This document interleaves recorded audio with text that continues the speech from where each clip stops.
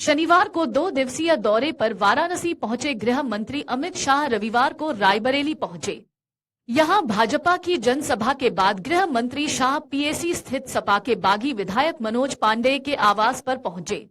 उनके साथ रायबरेली से भाजपा प्रत्याशी दिनेश प्रताप सिंह भी थे।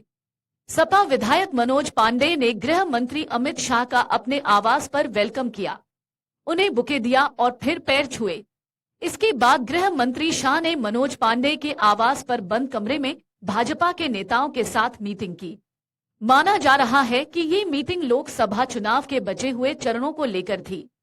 आपको बता दें कि मनोज पांडेय कभी सपा के कद्दावर नेताओं में से एक गिने जाते थे। इसी साल फरवरी में मनोज पांडेय राज्यसभा चुनाव में क्रॉस वोटिंग के चलते एक बार फिर चर्चा में आए थे। मनोज पांडेय ने भाजपा प्रत्याशी को वोट दे दिया था, फिर वो सपा छोड़कर भाजपा में शामिल हो गए थे। गृह मंत्री शाह की यह सियासी मजबूरी ऐसे ही नहीं थी। वो जानते हैं कि जिले की सियासत की चुनावी पिच में ब्राह्मण वोट बैंक क्या रोल अब तक निभाता आया है। करीब 11% ब्राह्मण वोटर चुनाव जीत में अहम भूमिका निभाता रहा है। आपको बता दें कि जिले में इस बात की अफवाह फैल रही थी कि पूर्व मंत्री का बेटा जरूर भाजपा में शामिल हो गया है, लेकिन वो भाजपा का सपोर्ट नहीं कर रहे हैं। इस वजह से पार्टी कमजोर है। अगर ब्राह्मण वोटर का झुकाव पार्टी की तरफ हो जाए तो गांधी परिवार के गढ़ में भाजपा पहले की तुलना में और मजबूत हो जाएगी।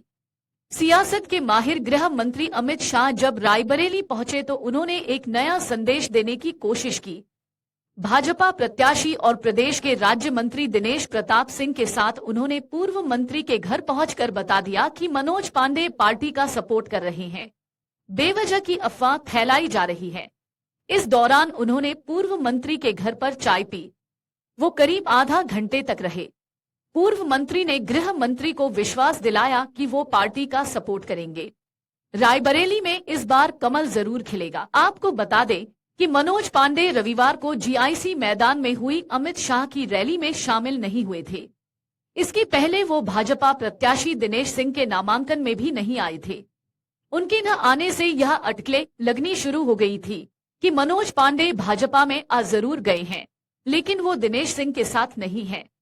भाजपा प्रत्याशी दिनेश प्रताप सिंह के नामांकन भरने से पहले प्रदेश के उप मुख्यमंत्री बृजेश पाठक ने पूर्व मंत्री मनोज कुमार पांडेय के घर पहुंचकर उनसे मुलाकात की थी।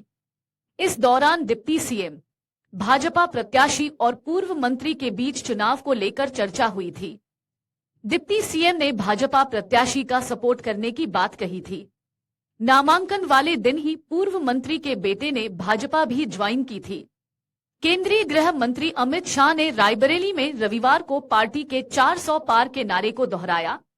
उन्होंने कहा कि रायबरेली में कमल खिला दो, 400 पार अपने आप हो जाएगा। कांग्रेस के गढ़ कहे जाने वाले रायबरेली से भारतीय जनता पार्टी के उम्मीदवार और राज्य सरकार के मंत्री दिनेश प्रताप सिंह के समर्थन में आयोजित एक चुनावी जनसभा को संबोधित करते हुए शाह ने गांधी परिवार पर जमकर हमला बोला। शाह ने कहा कि देश भर में जहां जाते हैं 400 पार का नारा लगता है। 400 पार तभी हो सकता जब पूरे देश में मोदी को 400 सीटें जिता कर दे, और वो होने वाला है। लेकिन इसे दूसरा रुख देते हुए गृह मंत्री शाह ने सवाल किया कि अगर एक ही सीट जीतकर 400 पार का मतलब पूरा हो जाए तो वो करना चाहिए या नहीं करना चाहिए। अगर आप ये वीडियो YouTube पर देख रहे हैं तो हमारे चैनल को सब्सक्राइब करें और बेल आइकन को दबाना ना भूलें। अगर आप Facebook पर ये वीडियो देख रहे हैं तो हमारे पेज को लाइक करें।